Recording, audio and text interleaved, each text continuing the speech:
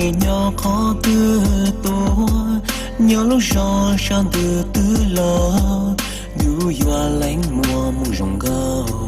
xa nông nè bỏ tàu mùa tu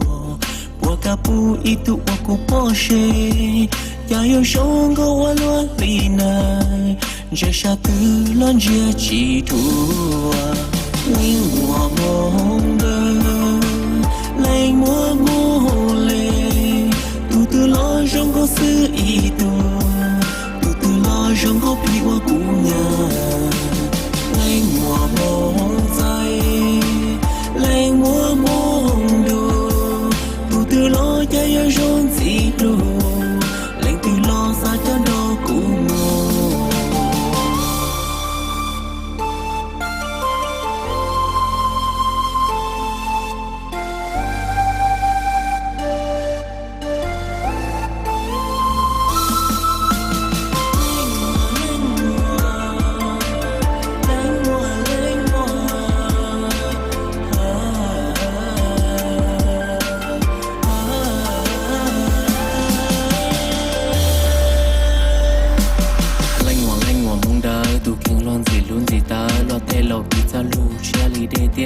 chú在中国里考了书，一个天里我的鼓，高三到个目前去，用力闹大力大力。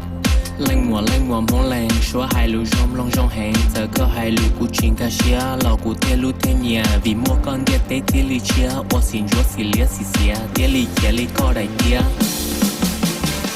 冷我梦在，bỏ nê mà theo lê mà mai đã chọn chia lũ khu sống sai, khu khoa khu chia là hai, các sáng ba kia bờ chờ cả, con bông xe mua bờ chờ tu, thọ sao mua ở bể tu, ai chú sẽ có lũ xe đâu cũ. Lạnh mùa mong du, không cho có bỏ mua tuần tu, cả đời có bỏ mua tu thể, sao lan cho nữa có hồn đê, sao lan lên nữa có lợn cá, ai nhóm nữa có ý xa, khởi có tê tiếng ngạc có ba, có dễ cũng sẽ lòng mà.